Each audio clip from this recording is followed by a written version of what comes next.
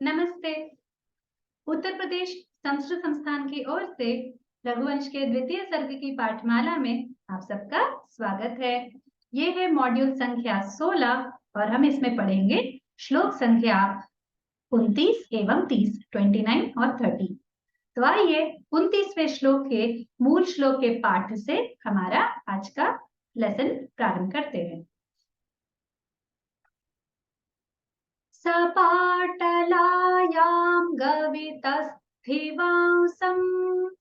धनुर्धरः केसरिणं ददर्श आदित्यकायामिव धातुमय्यां लोध्रद्रुमं सानुमतः प्रफुल्लम्।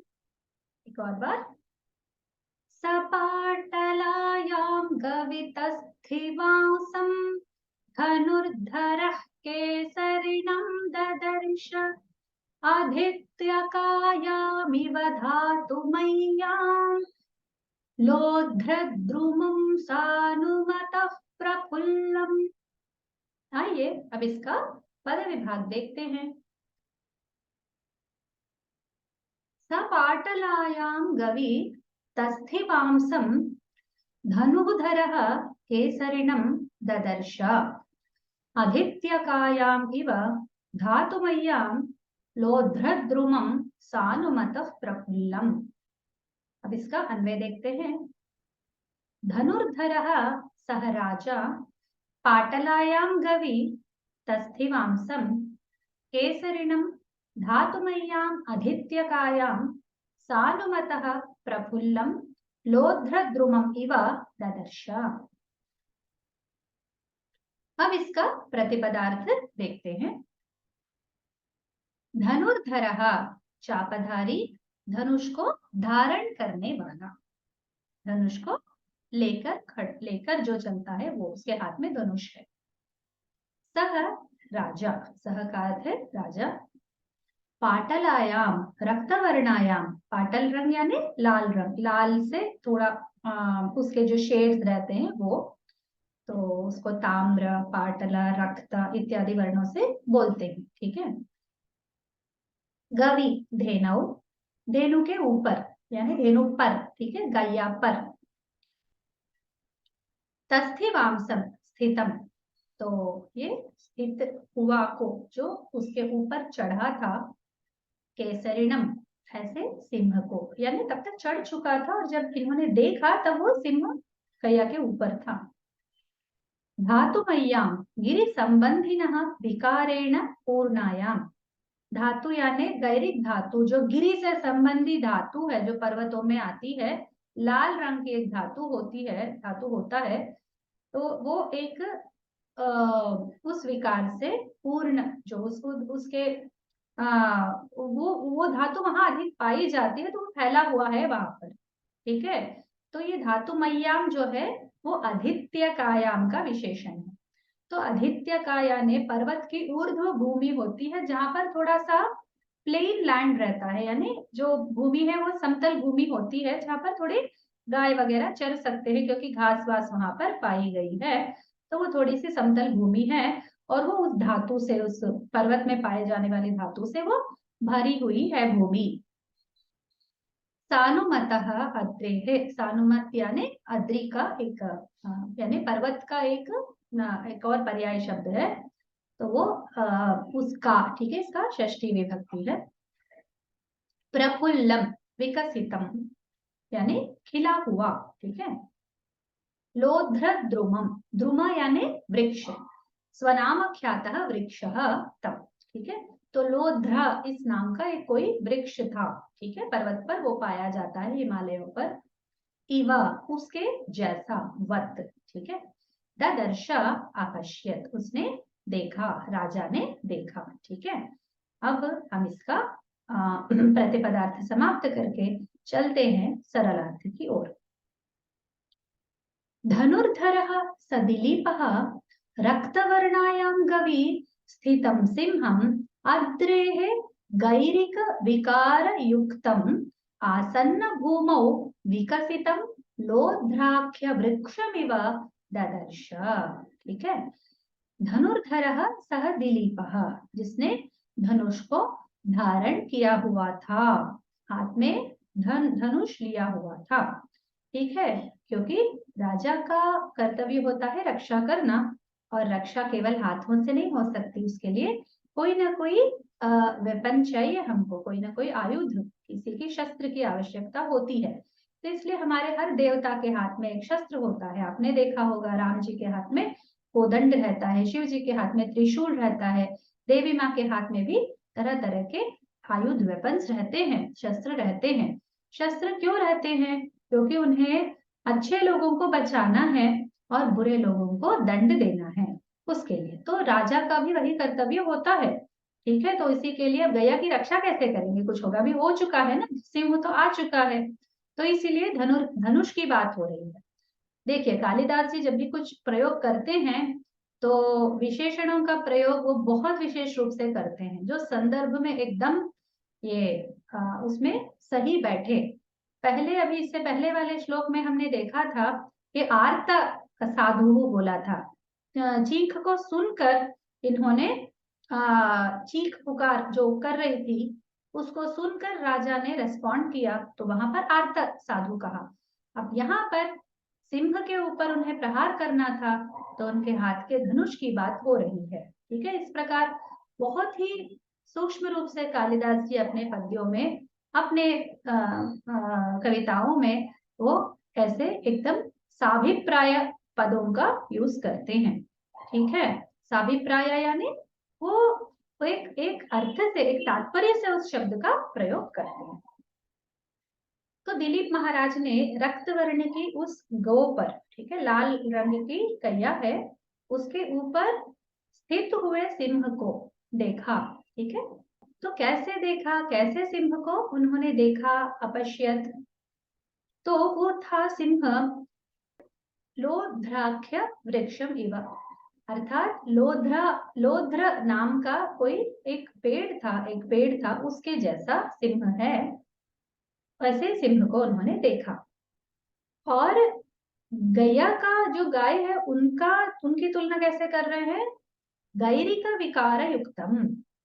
ठीक है, आसन्न भूमो विकसित, गैरिक विकार यानी जो गिरी का धातु, मैंने बताया आपको, जो एक लाल रंग का एक पूरा एक धातु वहां पाया जाता है, उससे प्रायः गिरी बना हुआ है, और आदित्य का पूरा उसी रंग में है। तो गाय उस आदित्य का जैसी दिखाई दे रही थी, जो धातुमयी है, और सिंह लोध्र नाम का वृक्ष के समान दिखाई दे रहा था। ठीक है, अब इसका थोड़ा फलितार्थ में देखेंगे तो आपको और स्पष्ट हो जाएगा अर्थ। सिंहः आगत्य गाम आक्रम्य तस्याः पृष्ठे अतिष्ठत्। गौः पाटलवर्णा, सिंहः श्वेतवर्णः, गैरिकधातुः रक्तवर्णः। पर्वते आसन्न भूमिः तेन धातुना व्यापृता, अतः रक्तवर्णा दृश्यते। तस्मिन् लोध्रवृक्षः श्वेतपुष्पभरितः स्थितः। अत्र गोः गैरिकधातु भरितभूम्या सिंहस्य उपमानं च लोध्रवृक्षेण दीयते। तो यहाँ पर आपको बहुत स्पष्ट हो जाएगा, इसको आप हिंदी में सुन लीजिए। सिंह ने आकर गैया के ऊपर चढ़ाई की, ठीक है, और उसके पीठ पर चढ़ गया उसको खाने की इच्छा से। जो गाय है वो लाल वर्ण की है और सिंह है श्वेत वर्ण का है, अर्थात धवल यानी वो सफेद रंग का सिंह है। गैरी का धातु जो होता है गिरी संबंधी, जो पर्वत संबंधी धातु है, वो रक्त वर्ण का धातु है। तो पर्वत पे जो आसन्न भूमि है, अर्थात जो मैंने बताया प्लेन लैंड है, एक समतल भूमि है, उसके ऊपर वो पूरा धातु भरा हुआ है। ठीक है, इसीलिए वो लाल रंग का दिखाई दे रहा था। और उसके उसी स्थान पर कुछ लोध्र वृक्ष है जिनके सफेद फूल लगते हैं। ठीक है, जिनके फूल सफेद रंग के होते हैं। तो वो ऐसा लोध्र वृक्ष भी उसी आदित्य का उसी गिरी पर था। तो कालिदास जी को ये दृश्य दिख रहा है कि वहां पर जो गो है, जो गैया है, वो गैरिक धातु भरी भूमि जैसी, क्योंकि उनका लाल रंग है, और ये सिंह जो उसके ऊपर चढ़ा हुआ है उनके ऊपर, वो लग रहा है एक सफेद पुष्पों से भरा हुआ एक वृक्ष, लोध्र नाम का वृक्ष। ठीक है, तो ये इसका फलितार्थ हुआ। अब हम चलते हैं इसके व्याकरणांशों की ओर। पहले संधियों को देखते हैं। धनुर्धरः, धनु प्लस धरः, धनुर्धरः, रेफा विसर्ग संधि है। फिर समास देखते हैं, इसमें अधिक कोई और संधियां नहीं है। समास देखते हैं। धनुर्धरः ये समास भी है। धनु धरती, जो धनुष को धारण करता है वह। ठीक है। धातु मय्याम, धातु विकारः धातुमयी, तस्याम धातुमय्याम। ठीक है, आदित्य का विशेषण है, जैसे मैंने आपको पहले बताया है। अब हम इसके साहित्यादि विशेषों को देखते हैं। धनुर्धरः केसरिणं प्रफुल्लम् इत्यादयः साभिप्रायाः सार्थाः च शब्दाः। अतः अयं परिकरालंकारपुष्टः उपमालंकारः। ठीक है, ये जो शब्द है धनुर्धरः केसरिणं प्रफुल्लम, मैंने से आपको बताया कालिदास जी बहुत साभिप्राय शब्दों को उन्होंने प्रयोग किया है। ठीक है, उनका जो तात्पर्य है वह संदर्भ से का प्रायः बहुत बहुत अच्छे से वो मिलता जुलता है, पर्याप्त। तो इसीलिए वे सार्थ शब्द होने के कारण परिकर अलंकार भी है, और उससे पुष्ट हुआ उपमा अलंकार है, केवल परिकर नहीं है, उससे मिला हुआ उपमा अलंकार है। ठीक है, इव है ना आदित्यकायाम, इव धातुमय्याम लोध्रद्रुमम सानुमतः प्रफुल्लम, ऐसे केसरिणम। ठीक है, वो केसरिणम का विशेषण है, लोध्रद्रुमम जैसा वो। ठीक है। पर्वत प्रदेशे घटनेयं घटिता, अतः पर्वत संबद्धम उपमानम कालिदासेन प्रयुक्तम। जैसे मैंने आपको पहले ही बताया कि ये कालिदास जी बहुत सोच समझकर शब्दों का चयन करते हैं। इसका आनंद और इसका जो भाव सौंदर्य ये है हमारे अंतर मन में बहुत ही गहराइयों को ये छूता है, इसीलिए कालिदास जी का इतना अच्छा नाम हुआ है। तो ये पर्वत प्रदेश में ये घटना हुई है, हिमालय है ना, हिमालय के ओर गई थी गैया, तो वहां पर गुफा में चली गई थी, तो ये घटना वहां पर घटित हुई जब सिंह का आना वगैरह हुआ। इसीलिए वो पर्वत संबंधी उपमान ही कालिदास जी यहाँ पर देते हैं कि आदित्य का लाल रंग की है और सिंह लोध्र वृक्ष जैसा। आदित्य का जो धातु से भरा हुआ जो भूमि है भरी हुई, वो गाय से तुलना करते हैं, और लोध्र वृक्ष जो श्वेत सफेद पुष्पों से है वो सिंह से करते हैं। सोचिए कितना सुंदर ये उपमान होता है। राज्ञः हस्ते धनुः अस्ति इति सूचनाय धनुर्धर शब्दः प्रयुक्तः, नाम रक्षार्थं स सन्नद्धः इति तत्कालमेव आश्वासनं कल्पयति कवि। उनको बताना था कि सिंह आने से हम पाठक लोग डरे नहीं। ठीक है, तो एकदम सस्पेंस सीन पर उन्होंने रोक कर हमें कोई अचंभित तो कर दिया, पर हमें डराया नहीं, क्योंकि तुरंत वो बता रहे हैं कि राजा के हाथ में धनुष है, तो धनुर्धरम राजा। ठीक है, तो धनुर्धर राजा, इस प्रकार का उन्होंने वहीं पर कह दिया था। उन्होंने देखा धनुर्धारी राजा ने देखा, तो इसका अर्थ है इसके हाथ में धनुष है, तो हम लोग आश्वस्त हो जाए। ठीक है, तो ये आश्वासन कवि का जो है वो एक सूक्ष्म चिंतन का निदर्शन करता है। ठीक है, तो यहाँ पर साहित्य आदि विषय यहाँ खत्म हो जाते हैं, तो ये श्लोक भी यहाँ समाप्त हो जाता है। अब हम यहाँ पर एक मैं आपको विशेष दिखाना चाहूंगी, लोध्र वृक्ष कैसा दिखता है। तो ये इसका वृक्ष का एक चित्र है, मैंने गूगल से लिया है। उसका साइंटिफिक नेम है सिम्प्लोकोस रेसिमोसा। ठीक है, सिम्प्लोकोस रेसिमोसा। ठीक है, ये मुझे आपके डिक्शनरी में प्राप्त हुआ है। मैंने जहाँ पर लोध्रा करके उसमें डालकर देखा, तो उन्होंने उसका साइंटिफिक नेम दिया। हम गूगल में इसको डालेंगे तो ये चित्र आपको प्राप्त हो जाए। ठीक है, अब हम 30वें श्लोक का मूल श्लोक का पाठ सुनेंगे, ध्यान से सुनिए। ततो मृगेन्द्रस्य मृगेन्द्रगामी वधाय वध्यस्य शरं शरण्यः जाताभिषङ्गो नृपतिर्निषङ्गादुद्धर्तुमैच्छत् प्रसभोद्धृतारिः। और बार। ततो मृगेन्द्रस्य मृगेन्द्रगामी वधाय वध्यस्य शरं शरण्यः जाताभिषङ्गो नृपतिर्निषङ्गादुद्धर्तुमैच्छत् प्रसभोद्धृतारिः। अब इसका पद विभाग देखते हैं। ततो मृग इंद्रस्य मृगेन्द्रगामी वधाय वध्यस्य शरं शरण्यः जात अभिषङ्गः नृपतिः निषङ्गात् उद्धर्तुम् ऐच्छत् प्रसभ उद्धृत हरिः। ठीक है, हम इसका अन्वय देखते हैं। ततः मृगेन्द्रगामी शरण्यः प्रसभोद्धृतारिः नृपतिः जाताभिषङ्गः सन् वध्यस्य मृगेन्द्रस्य वधाय निषङ्गात् शरम् उद्धर्तुम् ऐच्छत्। ठीक है, अब इसका प्रतिपदार्थ देखेंगे। ततः तत्पश्चात, उसके बाद, जब ये उन्होंने सिंह को इस प्रकार गया के ऊपर स्थित देखा, तब मृगेन्द्रगामी सिंहगामी सिंह इव यह चलती, सिंह के जैसे चलने वाला, जिसका चाल सिंह के समान हो। ठीक है।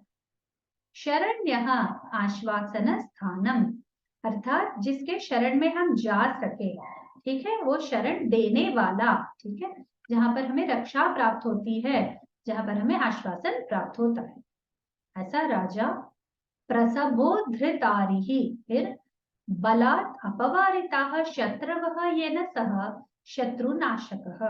तो ये जो है, ये जो राजा है वो बलपूर्वक शत्रुओं का हनन करने में, उनका वध करने में अत्यंत समर्थ व्यक्ति है। ये शत्रु नाशक है, शत्रुओं का वो नाश करते हैं। नृपतिः राजा, जाताभिषङ्गः सन् यस्य पराभवः अभवत् सः, जाता अभिषंग, अभिषंग यानी जिसका पराभव, अपमान, तो जाता जिसका हुआ है अपमान, वैसा व्यक्ति हो गया था राजा, जिसको अपमान प्राप्त हुआ था। क्यों? उनके रहते गाय पर सिंह का प्रहार होना एवं उनका ये सोचना कि कोई कुछ नहीं कर सकता इस गाय को, फिर उस विचार का भंग होना उनके लिए अपमानजनक था। अंदर ही अंदर कोई किसी को कुछ बोलने की आवश्यकता नहीं है, हमारा स्वयं का अंतर्मन रहता है, वही हमें बताता है कि हमने सही किया या गलत किया। वध्यस्य हनन योग्यस्य, तो जो वध करने योग्य था, अर्थात जिसका जिसका मरण दंड हम लोग दे सकते हैं। ठीक है। मृगेन्द्रस्य सिंहस्य, तो वध्यस्य मृगेन्द्रस्य, ये इसका विशेषण है। वधाय हननाय, उसके वध के लिए। ठीक है।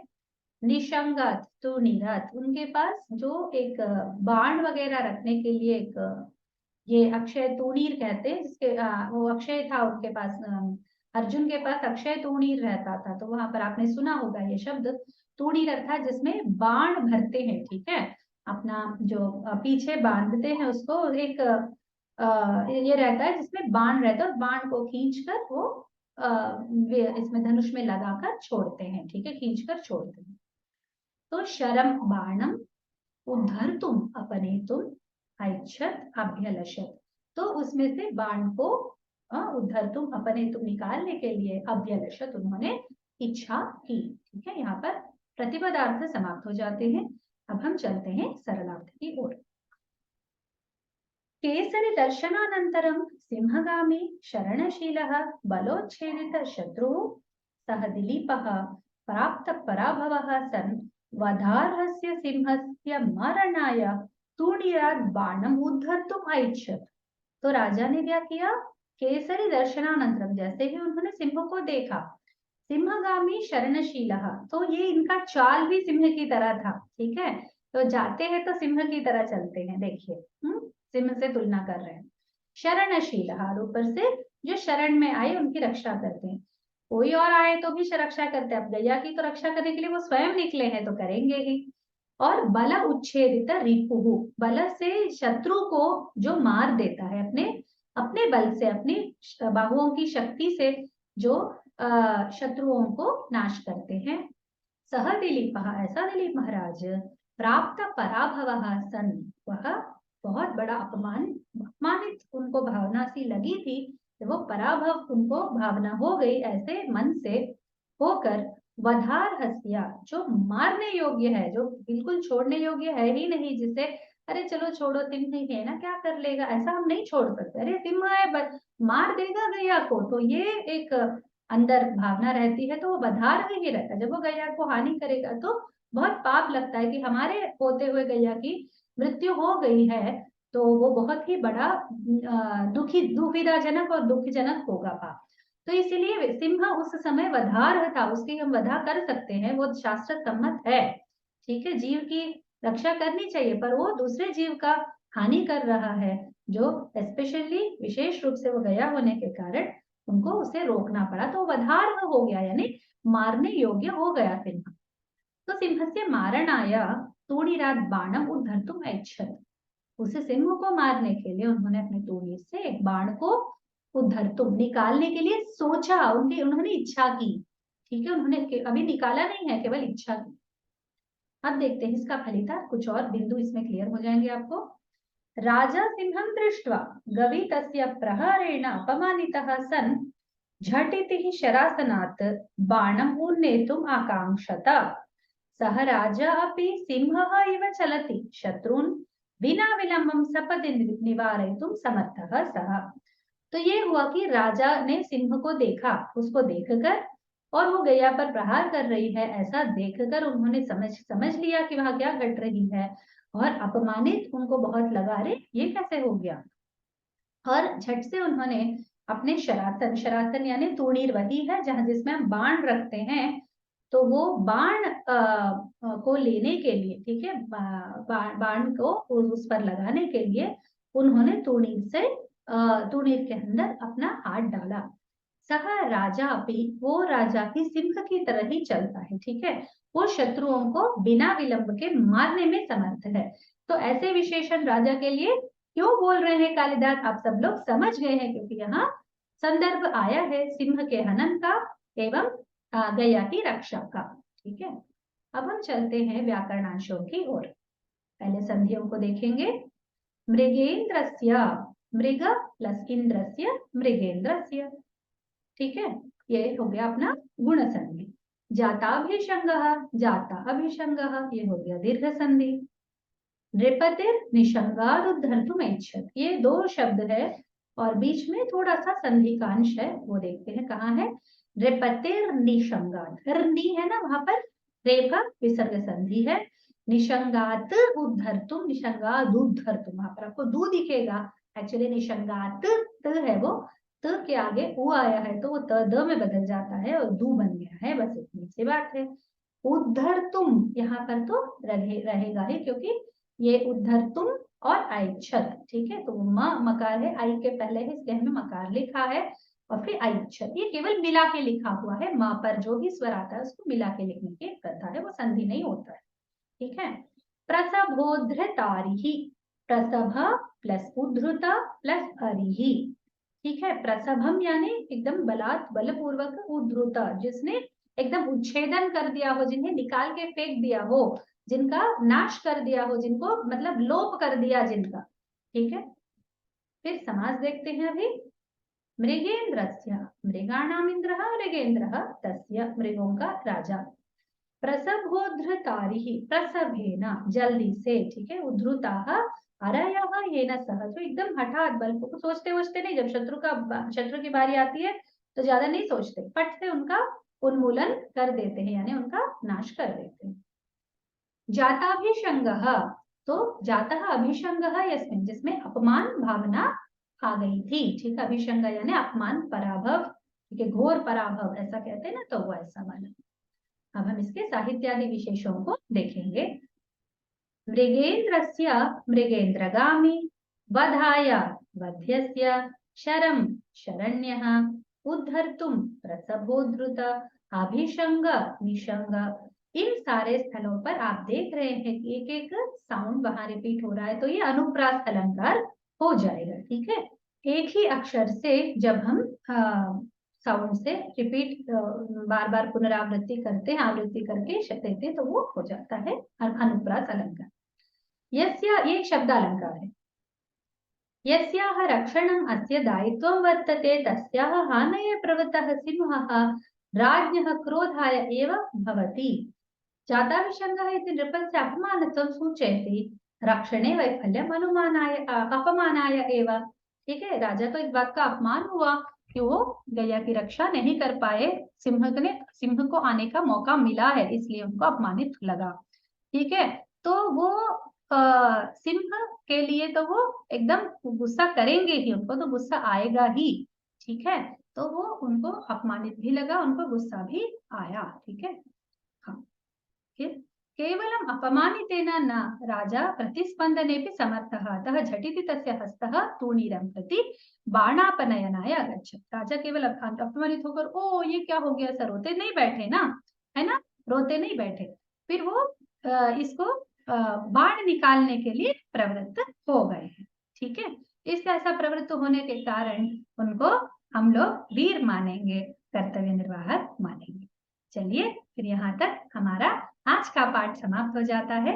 अगले मॉड्यूल में पुनः मिलेंगे, तब तक नमस्कार।